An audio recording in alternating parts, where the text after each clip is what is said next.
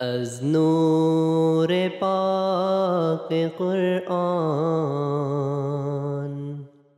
صبح صفا دمیده. Assalamualaikum warahmatullahi wabarakatuh. Para pemirsa MTA dimanapun Anda berada, senang bisa kembali menyapa Anda semua dalam program Lafaz Al-Masih, sebuah program yang akan membahas sabda, nasihat, dan juga fatwa dari pendiri Jemaat Ahmadiyah, Hazrat Mirza Ghulam Ahmad alaihissalam tentang berbagai topik yang terangkum dalam kitab Malfuzat. Bersama saya Harpan Ahmad dan juga narasumber kita Maulana Dili Sadili Fadal Ahmad. Dalam 25 menit ke depan kita akan membahas satu topik yang cukup menarik tentang fungsi dari jalsah salana. Namun seperti biasa terlebih dahulu kita akan sapa narasumber kita. Assalamualaikum Pak Dili. Waalaikumsalam warahmatullahi wabarakatuh. Gimana aktivitas Pak, lancar? Sehat, lancar. Lancar ya, alhamdulillah. Tadi sudah disampaikan Pak, ya, bahasan kita kali ini tentang fungsi jalsah salana. Nah, sebelum masuk pada bahasan lebih lanjut, Maulana, terlebih dahulu mungkin bisa dijelaskan apa itu jalsah salana dan kapan serta bagaimana awal mula jalsah ini menjadi lembaga yang permanen di dalam jemaat ini. Mangga Maulana. Ya. Assalamualaikum warahmatullahi wabarakatuh. Waalaikumsalam. Habrat Masih Ilmu Salam di dalam Al-Fuzat menjelaskan dari sisi harfiah jalsah asal kata dari jalasa, majelis. Salana itu artinya tahunan. Jadi kalau diartikan secara letterlet, jalsa itu majelis tempat duduk tahunan. Jadi duduk tahunan. Nah, jalsa ini bahasa muhawarah. Jadi ditafsirkan sebagai pertemuan tahunan atau dengan kata lainnya saresehan.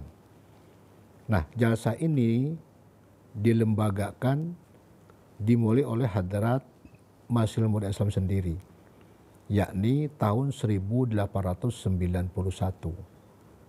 tanggal 27 Desember sampai dengan tanggal 29, jadi 3 hari.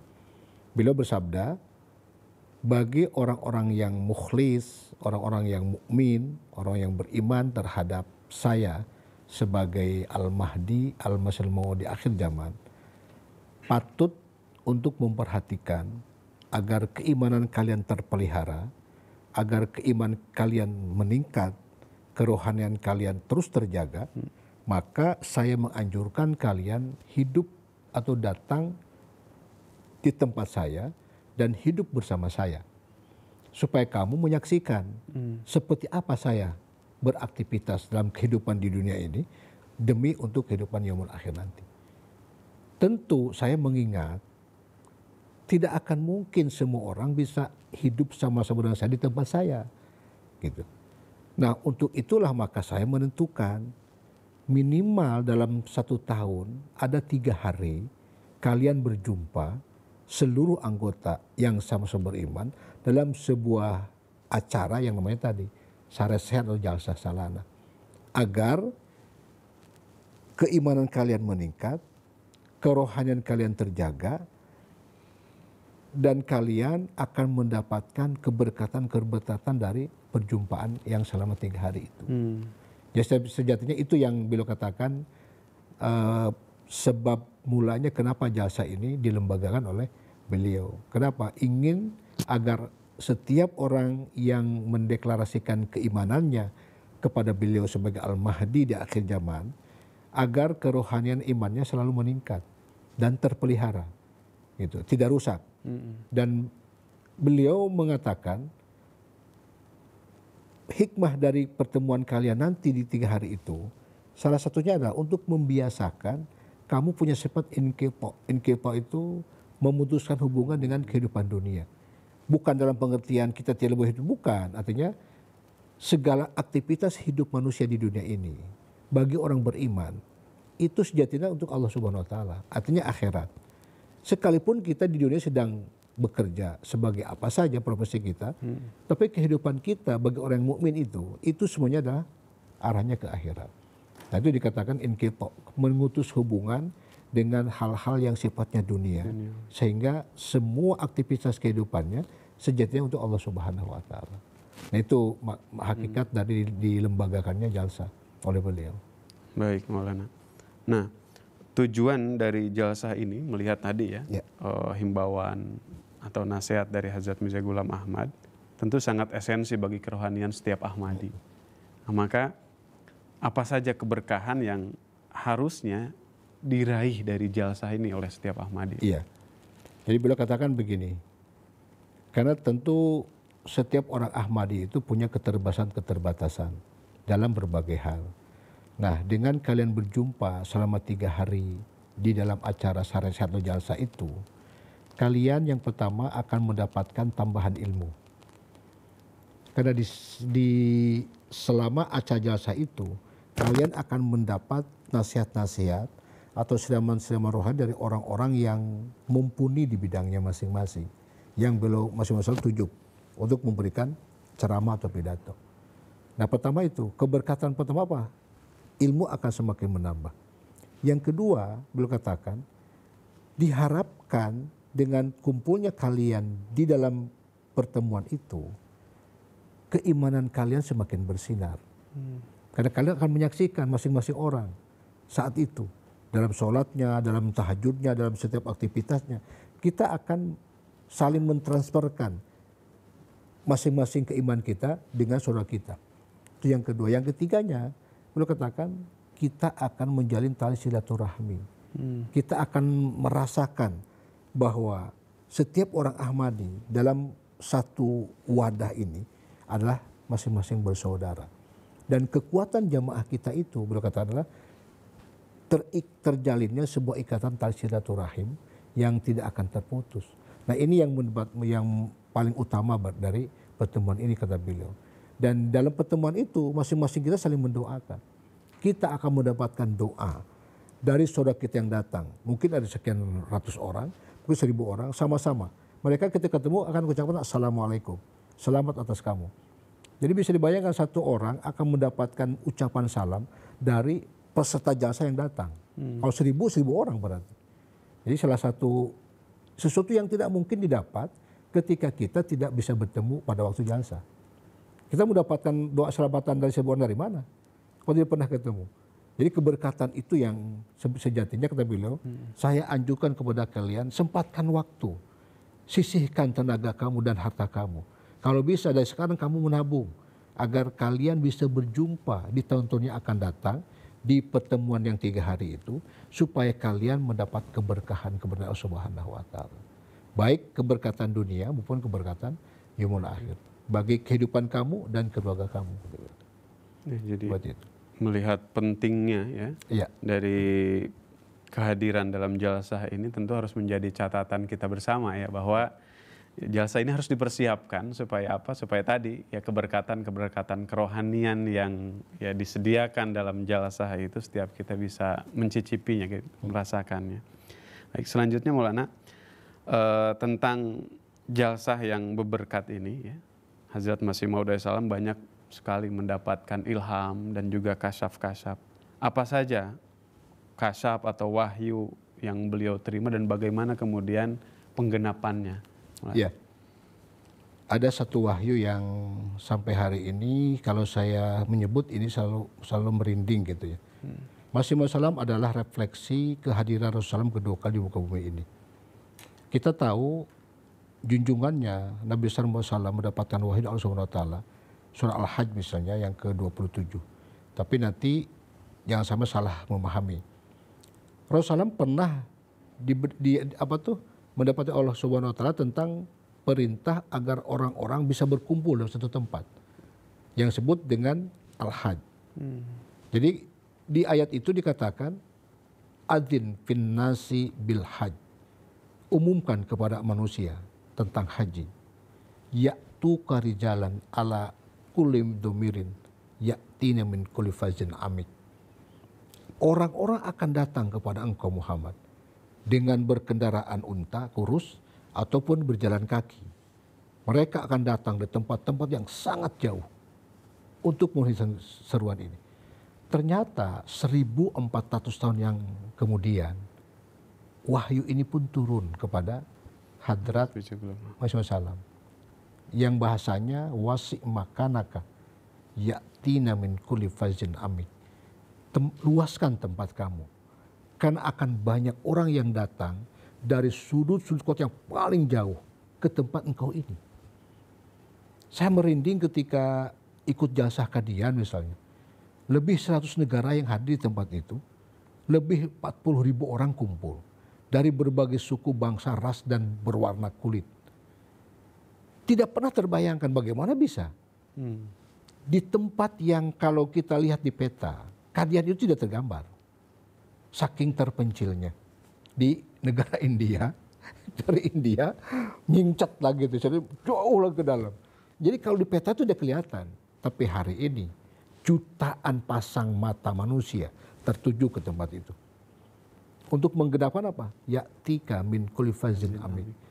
Akan datang kepada engkau orang-orang dari sudut kota yang terjauh. Sekarang sudah tergenapi. Jalsah Eropa, London misalnya, UK. Itu kemarin yang hadir di 2004 itu kalau nggak salah 120 negara yang hadir. Dengan jumlah peserta 45.000 orang. Artinya walaupun hanya 2 orang mewakili negaranya dia hadir. Gitu. Artinya apa? Dari berbagai belahan bumi, bulatan bumi ini disatukan dalam satu tempat yang subhanallah luar biasa. Jadi ini salah satu wahyu yang hari ini tergenapkan dengan sangat sempurna. Jadi bagi saya untuk nyari kebenarannya tidak perlu susah-susah. Dengan ini saja sudah jelas-jelas tergenapi. Kenapa? Ini diucapkan oleh beliau di saat beliau sendirian. Jalsah pertama itu tanggal 27 Desember sampai 29 Desember 1991 itu. Di dalam sejarah itu dicatat hanya 70 orang yang hadir. Jalsah pertama 70 orang. Jalsah di London hari ini sudah hampir 50.000 orang. Dari berbagai negara terkumpul. Dari sudut kota yang paling jauh mereka datang dengan ongkosnya sendiri, dengan segala macam sendiri. Tidak ada, maksudnya mereka datang dengan kekuatan dan potensinya masing-masing. Nah ini salah satu nubuatan yang ini tidak bisa dipungkiri bahwa kalau bukan utusan Tuhan yang bicara, saya yakin tidak mungkin bisa terwujudkan. Gitu. Ya, memang yang punya kuasa untuk menggerakkan hati itu kan hanya Allah Subhanahu wa Ta'ala. Jadi bayangkan dari 70 orang di jalsah pertama sekarang menjadi puluhan ribu, itu pasti ada tangan Tuhan di sana ya, memberikan suatu keberkatan. Masya Allah, luar biasa. Selanjutnya Maulana terkait dengan jalsah ini, masih saja ada orang yang termakan fitnah ya, bahwa jalsah salana ini adalah hajinya Ahmadiyah, lain sebagainya lah. Nah bagaimana Ahmadiyah menanggapi fitnah-fitnah seperti ini Maulana? Ya kita sejatinya menjelaskan dengan fakta yang ada gitu ya. Kalau ritual haji kan jelas berbeda. Ini kita jelaskan ke mereka adalah pertemuan tahunan. Dan di semua ormas ada kegiatan ini. Nah yang perlu dipahami juga, haji itu maknanya kan tamu. Kalau haji maknanya tamu kan tidak bermasalah. Makanya jadi keliru ketika orang Indonesia pulang dari Mekah disebut haji. Kenapa? Kan sudah bukan tamu lagi. Jadi kenapa orang Mekah ketika datang al-hajj, haji, ini memang sebut haji kenapa? Dia tamu maksudnya. Jadi ketika dia datang ke Mekah itu tamu. Al-hajj itu makna hakikinya tamu atau dalil atau hujah kan gitu. Tapi orang Mekah bilang haji itu kenapa tamu maksudnya? Ya kalau sudah pulang ke sini disebut haji kan lucu. Haji itu tamu. Ketika ke sana dia bertamu, betul. Dia tamunya Allah gitu kan. Nah kalau hakikatnya itu tamu, haji itu tamu, itu masalahnya apa coba? Hanya beda istilah doang. Tapi tentu orang Ahmadi tidak pernah terbawa arus dengan narasi mereka bahwa jalsah seolah hajinya orang Ahmadi. Tidak seperti itu. Jadi itu yang perlu orang kita mesti menjelaskan kepada mereka dengan cara apa yang paling akurat. Bawa orang yang semacam itu ke tempat jalsah kita. Supaya kamu tahu. Agar tuduhan itu tidak kamu bawa selamanya. Kenapa? Akan menjadi bumerang bagi kalian. Kalau terus mengatakan jalsah itu hajinya orang Ahmadi, coba kamu sekali datang. Supaya kamu buktikan, betul enggak itu hajinya orang Ahmadiyah? Ya saya kalau ada orang seperti itu, saya selalu mengatakan kalau begitu siapkan waktu kamu, siapkan tenaga kamu, siapkan kesempatan kamu. Saya akan bawa kamu ke jalsah orang-orang Ahmadi supaya kamu tahu bahwa jalsah itu adalah pertemuan tahunan bagi orang Ahmadi hanya untuk apa? Pertama agar kita bersilaturahmi antar anggota yang dari berbagai daerah kita persatukan, kita akan banyak belajar dari mereka. Kebiasaan orang Minang, kebiasaan orang Batak, kebiasaan orang Kalimantan, orang Sunda, itu disatukan dalam satu wadah. Kita akan menyaksikan warna-warni kebiasaan orang disatukan dalam satu jamaah, itu sangat luar biasa. Yang kedua apa? Keilmuan kita akan bertambah, ketakwaan kita, keruhan kita akan selalu bertambah. Jadi orang Ahmadi ketika ada tuduhan semacam itu, jadi jangan terbawa arus dengan emosi, jangan. Kita jelaskan kepada mereka, pertama pengertian haji itu apa. Nah, salah satu biasanya saya katakan, memangnya haji apa artinya? Haji itu kan tamu artinya, bertamu. Gitu. Jadi kalau kamu sudah pulang dari Mekah sebut haji juga kan keliru. Kamu bukan tamu lagi. Nah ironisnya kan, orang Indonesia itu kalau sudah pulang saya tidak disebut haji tidak akan nengok gitu. Kenapa? Karena tadi sudah salah kaprah. Yang kedua perlu dijelaskan juga ke mereka. Hak yang di depan orang yang sudah pernah ke Mekah itu adalah identifikasi orang Belanda saat itu. Karena setiap orang pulang dari Mekah selalu bikin pergerakan di sini. Untuk menandainya oleh dia, maka pakai haknya. Supaya apa? Bisa kelihatan oleh ini sini. Sebenarnya itu alat orang Belanda untuk mengidentifikasi agar tidak terjadi pemberontakan. Kebablasan sampai hari ini bangga banget dipakai hak gitu. Di awalnya. Nah itulah kelemahan kita orang Indonesia, selalu seperti itu.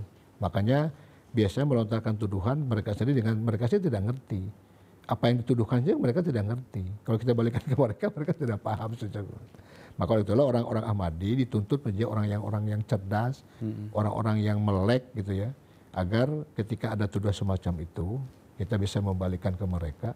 Minimal tadi bawa merekanya. Ayo ikut dengan saya kamu. Kalau memang kamu ingin tahu seperti apa jalsa. Nanti terserah, kalau kamu sudah tahu kamu mau ngomong apa saja terserah. Jadi kami ikut saja dulu. Kamu lihat dulu seperti apa kami berjalsa itu. Gitu. Iya, ini menjadi penting ya untuk kemudian mungkin pemirsa juga memahami ya bahwa memang di luar sana fitnah terhadap jemaat ini terkait dengan jalsah ini lumayan ramai Pak ya. Betul. Pokoknya orang Ahmadiyah di Indonesia berhajinya ke Parung dulu ya 2005 ya sampai ramai. Kemudian bergeser lagi karena kemudian banyak tiap tahun orang Ahmadiyah pergi ke India.